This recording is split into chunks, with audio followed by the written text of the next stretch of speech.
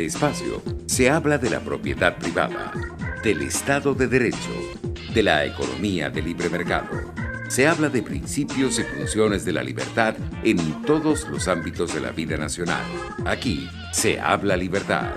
RCR presenta Aquí se habla libertad con Víctor Maldonado. Muy buenos días, hoy 8 de junio del año 2020. La Iglesia Católica dedica este día a San Medardo, obispo de Noyon. Vivió en el siglo VI, murió en el 561 después de Cristo. Se sabe muy poco de él realmente. Hay mucha fábula alrededor de su historia. Por supuesto, fue hace 1500 años, es poco lo que se ha podido ratificar, pero bueno, forma parte de la tradición de la iglesia, obispo de Noyon, y a quien se le reza en caso de dolor de muelas. Si usted tiene dolor de muelas y no puede ir al odontólogo, vaya y récele a San Medardo, obispo de Noyon. Gracias a todos ustedes que están en este momento con nosotros. Gracias a los que se conectan a través de RCR 750, por Periscope, por TuneIn, por YouTube, por rcr.tv. Lo cierto es que seguimos en contacto. La señal de RCR llega hasta los confines más lejanos de nuestro planeta. Allí donde hay un venezolano, allí hay conexión. Y bueno, por supuesto, todo este esfuerzo muy importante gracias a Jaime Nestares en la dirección general de la estación, a Wilitza Arcaya en la gerencia de producción, a Catherine Manzano, nuestra campeona en la producción. Espero que haya pasado muy bien el cumpleaños tu hija, Catherine, que estuvimos presente ese día que cumplió 5 añitos. José Gregorio González en los controles, Argeni Barreto en la lectura sexy de las noticias, y a mis amigos a los que siempre saludo y con los que tengo un especial vínculo, Jackson Vargas y Marilia García. Tenemos ya con nosotros a nuestro contertulio de los lunes, el gran Alexander Campos, director del Centro de Investigaciones Populares, y a quien abre todos los lunes, cuando no está ocupada en otras cositas, Andrea Rondón, a Rondón 75. Bienvenidos a ambos. Alexander, ¿cómo la estás pasando? Hola, Saludos, días, Víctor, saludos, Andrea. Bueno, la verdad es que muy ocupado. Como decía un obispo el viernes, me decía, bueno, esto de la pandemia y de la cuarentena ha puesto creativos a la gente. Pues sí, nada, hemos tenido que no solamente por exceso de creatividad, sino por exceso de necesidad, que estar trabajando mucho, pero bien, gracias a Dios. Bueno, Andrea, tú es la que nos lleva por nosotros la cuenta de este enésimo día de la cuarentena, que no es cuarentena, ya ni sé cómo se llama. Y cuéntame cuál es tu corte de saldo a este lunes 8 de junio. Esto lo comenzamos el 13 de marzo, parece mentira. Todo el mundo creía que podía ser de menor extensión y sin embargo no vemos salida al túnel. Sí, definitivamente, bueno, ya formalmente 85 días, porque claro, como tú dices, bien dices, se decretó aquí en Venezuela el 13 de marzo, aunque muchos de nosotros ya habíamos tomado las previsiones de resguardarnos o limitar nuestro tránsito, nuestra movilidad y exponernos un poco antes, así que algunos tenemos un poco más de tiempo, ¿no? La lectura, bueno, sí, ya no es cuarentena, definitivamente es un confinamiento, mientras en Europa se está levantando y ya va por fases y digamos ya hay una mayor flexibilidad para las actividades económicas en general, obviamente con las precauciones todavía que tomar, como por ejemplo el tapabocas o barbijo, como dicen en otros países, digamos otra vez seguirse lavando las manos, antibacteriales, todo eso. En América Latina, porque no solamente ocurre en el caso venezolano, en América Latina seguimos con confinamiento prácticamente absoluto, salvo con algunas flexibilizaciones, que en el caso de Venezuela la flexibilización ocurrió esta semana que la semana pasada, y claro, ya adentrándome un poco a lo que preguntas y ya, digamos, una lectura de cómo estamos llevando esta situación.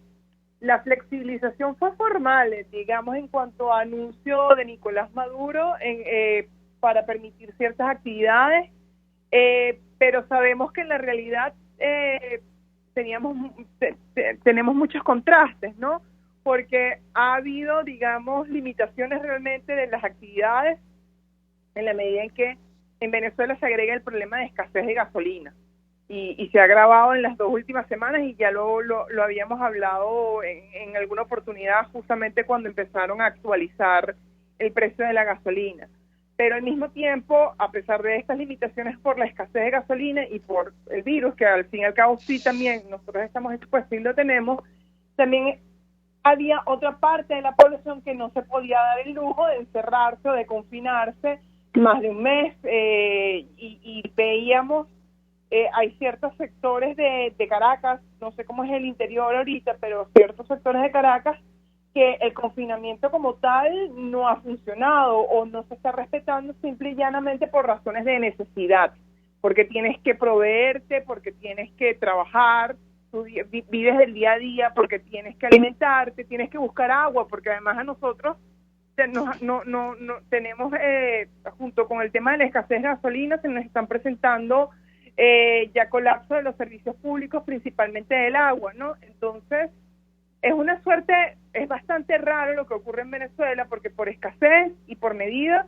de confinamiento has limitado el tránsito a cierta parte de la población, pero por el otro lado no lo puedes hacer efectivo en todo el país, simple y llanamente porque el presupuesto, las medidas no dan, ni los servicios dan, ni nada de eso. Entonces, cuando empiece ahora el pico del virus, que una de las academias lo reportó, lo dijo en uno de sus informes, y por eso fueron atacados verbalmente, y vayan a imaginar de qué otra forma, cuando llegue el pico nos va a conseguir en una situación bastante comprometida, porque ya llevamos casi 3 meses, o ya, bueno, sí, ya con los 3 meses confinados, no se han tomado medidas alternativas, y el colapso de los servicios. Entonces, digamos, la lectura aquí en Venezuela es difícil, ¿no? Siempre es difícil, por no decir imposible, lo que estamos viviendo, pues. Alexander.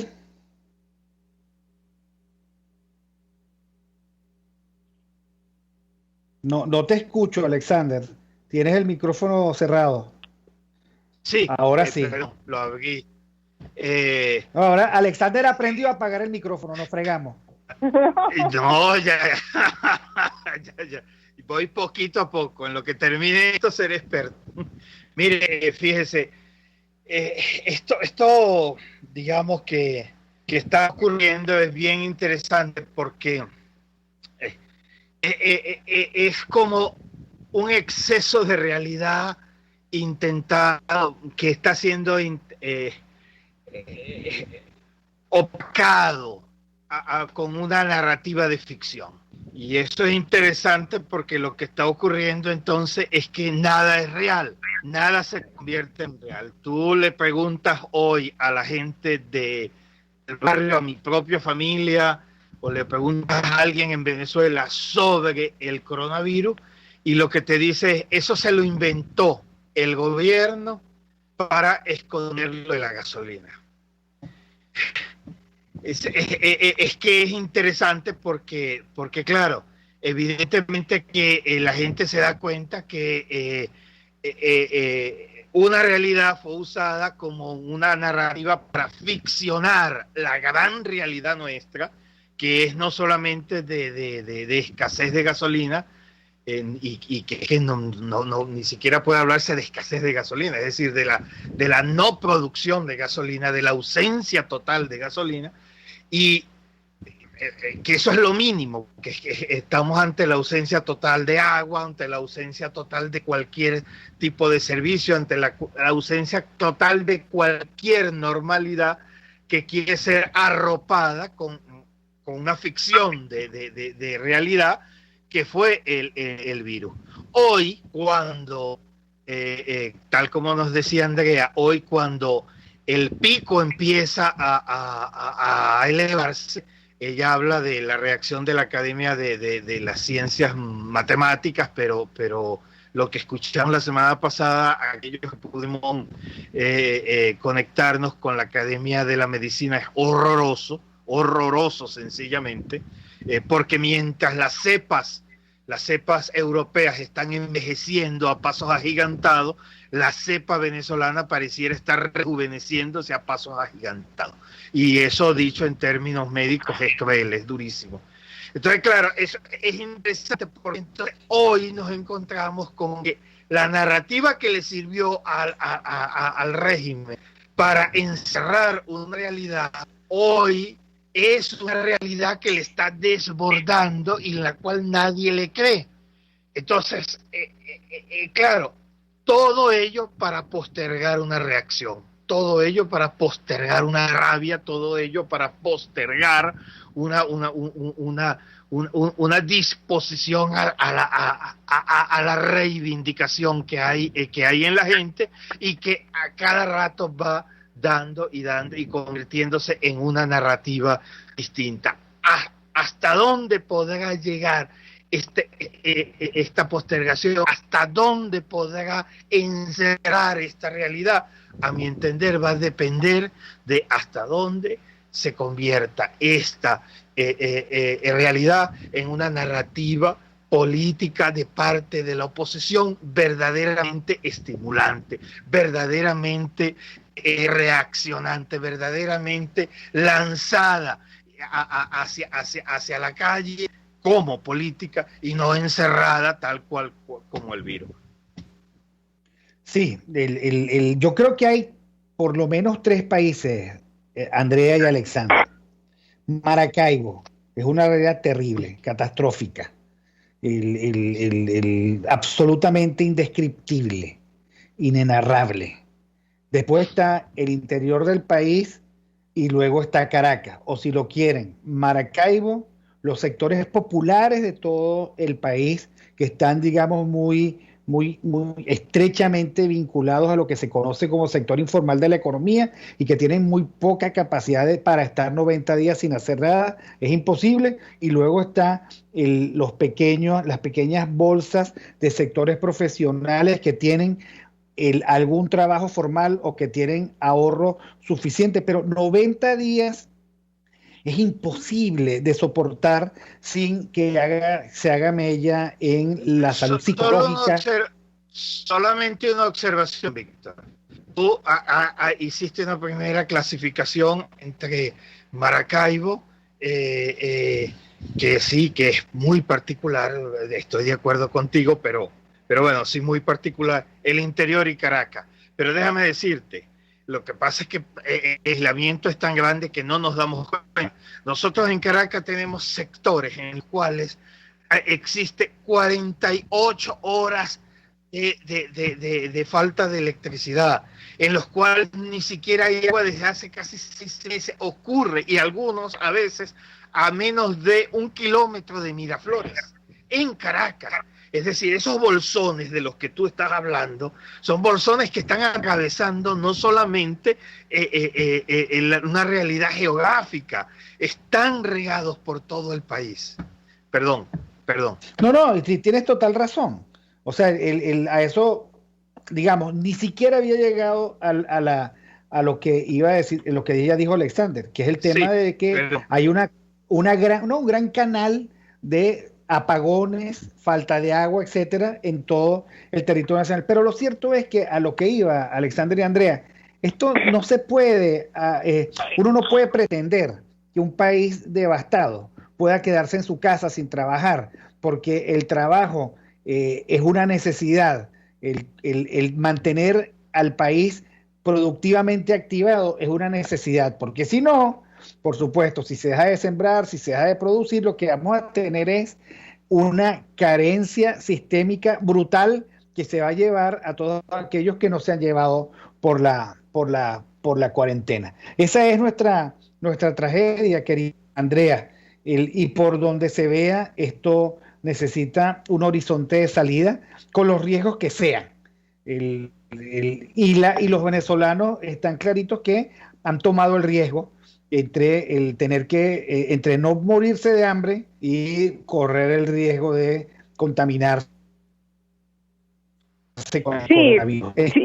Sí, definitivamente, pues los dilemas o las decisiones difíciles que todo a nivel mundial se han tenido que tomar por esto, justamente, de quedarte en tu casa, resguardarte o exponerte porque no tienes cómo resguardarte en tu casa. Eso en Venezuela se potencia mucho más porque, bueno, junto con la cuarentena o junto con el virus, pues llegó también el colapso de los servicios públicos. Y sí, alguien me dirá, no, el colapso de los servicios públicos es de hace tiempo, y como comentaba Alexander, a veces estamos tan desconectados que no sabemos cuántas horas pasan en el interior. La verdad, yo padezco principalmente de falta de internet. Yo, la verdad, me considero entre las afortunadas o entre las que tiene suerte que no me ha faltado agua o luz recientemente. También he vivido los apagones, ojo, pero el colapso de los servicios se agudizó mucho más porque ya en Caracas, que era como en esa clasificación que tú hiciste al inicio, como Caracas estaba como un poco resguardada, si se quiere de algún modo, no lo sentíamos tanto, pero justamente en este periodo de 3 meses se juntaron todos los servicios, su colapso en cuanto a agua, luz, internet, la conectividad de la mayoría de nosotros es pésima. Entonces estamos desconectados, estamos incomunicados, estamos confinados, hay poca información, no hay formas de trasladarnos por el tema de la gasolina, y sin embargo, bueno, es difícil la lectura, es muy difícil en Venezuela, pero y se agudiza mucho más, o sea, o se potencian cada uno de los problemas que hace poco la mayor parte de los países vivía con el tema de la cuarentena, ¿no? O del virus. Bueno, porque es que todos los países estaban claros que había que preservar ciertos equilibrios entre resguardar a la población de los costos terribles de la pandemia, pero también resguardar al país de los costos terribles del colapso económico, y resguardarse los políticos de los costos terribles de tomar malas decisiones. Eran tres dimensiones que debían encontrar un punto de equilibrio. Aquí no, porque aquí los políticos se sienten sobrados, la economía no le interesa a nadie y lo que se genera es una especie de gran oportunidad para el control social que permite esconder la crisis de la luz, la crisis de la gasolina, la crisis del agua, la crisis de seguridad, o sea, todas esas crisis que como una gran bola de nieve vienen creciendo y que son capaces de llevarse por delante a una puesta en escena, a una tramoya, que es lo que se llama socialismo del siglo XXI. Pero yo sé que Alexander quiere hablar, pero ya nos toca despedirnos de Andrea. Nosotros nos quedamos. Chao, Andrea, un abrazo fuerte, Andrea, y nos vemos. Pero si estás leyendo, Andrea. Estoy leyendo cosas puntuales, hoy sí no les tengo recomendación porque Andrea de verdad tiene un novio escondido en su casa y ya no tiene tiempo ni para leer ni nada. Oye, me sorprendió que no hubo un libro hoy. Sí, no, yo se lo advertí a Víctor, no estoy en condiciones ahorita, esta semana ha sido caótica para mí. El amor es así. Un abrazo, Andrea. Te quiero mucho. Igual, cuídense. Chao. Nosotros vamos al corte y ya regresamos con Alexander Campos y Armando Martini. Aquí se debaten temas de interés nacional e internacional. Aquí se habla libertad con Víctor Maldonado. Solo por RCR.tv, la radio que se ve. Sintonícenos.